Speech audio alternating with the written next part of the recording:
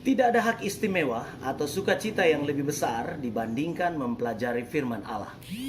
Demikian kata Grant R. Osborne dalam Spiral Hermeneutik tahun 2012. Alkitab firman Allah itu adalah tulisan yang paling bermanfaat di sepanjang sejarah. Kita tidak akan membicarakan bukti soal itu kali ini, namun soal apa yang Alkitab sendiri katakan tentang manfaat kitab suci. Banyak nats yang telah mengisyaratkan manfaat mempelajari Alkitab di sepanjang Perjanjian Lama dan Perjanjian Baru. Namun kali ini kita fokus pada 2 Timotius 3 ayat 14-17 yang berbunyi, "Tetapi hendaklah engkau tetap berpegang pada kebenaran yang telah engkau terima dan engkau yakini, dengan selalu mengingat orang yang telah mengajarkannya kepadamu. Ingatlah juga bahwa dari kecil engkau sudah mengenal Alkitab, mengenal kitab suci, yang dapat memberi hikmat kepadamu dan menuntun engkau kepada keselamatan oleh iman kepada Kristus Yesus." Segala tulisan yang diilhamkan Allah memang bermanfaat untuk mengajar, untuk menyatakan kesalahan, untuk memperbaiki kelakuan, dan untuk mendidik orang dalam kebenaran. Dengan demikian, tiap-tiap manusia kepunyaan Allah diperlengkapi untuk setiap perbuatan baik. Paulus menulis surat ini pada sekitar tahun 67 Masehi, di mana Kaisar Nero tengah berkuasa. Paulus sendiri sedang berada dalam penjara menantikan eksekusi matinya. Sehingga ini adalah surat Paulus yang terakhir. Dalam surat ini Paulus mengakui bahwa ia sedang berada dalam penjara, 2 Timotius 1 ayat 16. Ia menderita sebagai tahanan biasa, 2 Timotius 2 ayat 9. Ditinggalkan oleh kebanyakan sahabat, 2 Timotius 1 ayat 15. Ia sadar bahwa pelayanannya sudah berakhir dan saat kematiannya sudah dekat. Itu ada dalam 2 Timotius 4 ayat 6-8 dan ayatnya yang ke-18.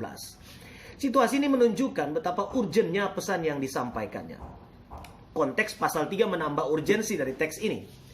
Adanya masa sukar dengan berbagai cirinya, ditambah dengan perilaku dosa manusia, tidak lupa dinyatakan Paulus, yakni cinta akan diri, ketamakan, keangkuhan, dan kemuliaan yang sia-sia, kehilangan rasa hormat kepada orang tua, tidak tahu berterima kasih dan tidak peduli dengan kehidupan rohani, ketidakjujuran, orang jadi suka saling menjelekkan, tidak dapat menguasai diri dan hasratnya, menyepelekan dan tidak menghargai hal yang baik, kelicikan, kemunafikan, dan sebagainya. Itulah sebabnya manusia membutuhkan pedoman yang benar dalam menghadapi situasi ini. Dalam semangat inilah Paulus menyatakan manfaat dari firman Allah itu bagi kehidupan manusia. Paling tidak ada 2 macam manusia yang dapat menarik manfaat firman Allah. Pertama, mereka yang belum mengenal Tuhan. Dan kedua, mereka yang telah mengenal Tuhan. Bagi yang belum mengenal Tuhan, Alkitab akan menuntun mereka kepada keselamatan. Ayatnya yang ke-15. Sedangkan bagi orang yang sudah percaya, mereka akan diperlengkapi untuk setiap perbuatan baik. Alkitab akan mengajar, mendidik dalam kebenaran, memperbaiki kelakuan, dan menyatakan kesalahan.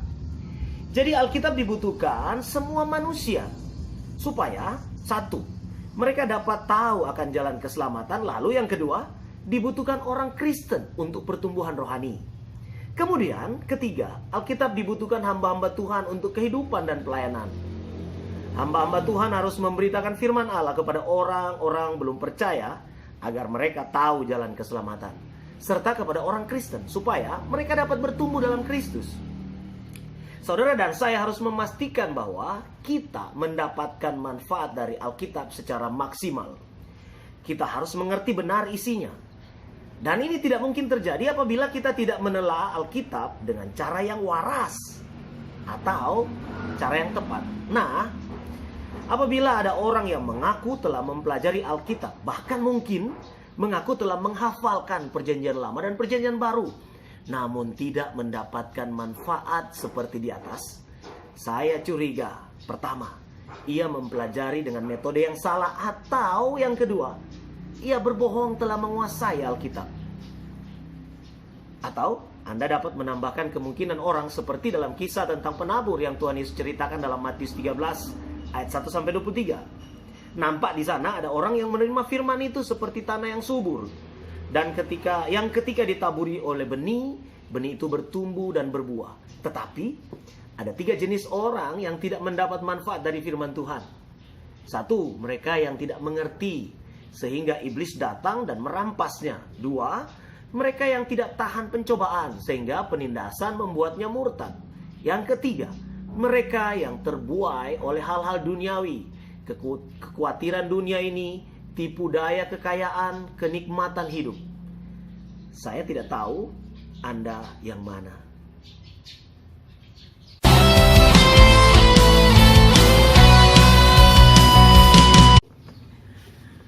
Saudara sedang menyaksikan serial Cawa Bekis, cara waras belajar kitab suci. Jika Anda masih waras, jika Anda masih tertarik dengan serial ini, silakan subscribe dan tekan tombol loncengnya agar mendapat notifikasi untuk video selanjutnya. Soli Deo Gloria dan Tuhan Yesus mengasihi Anda. Amin. Saya Peter Sungkudon, sampai jumpa.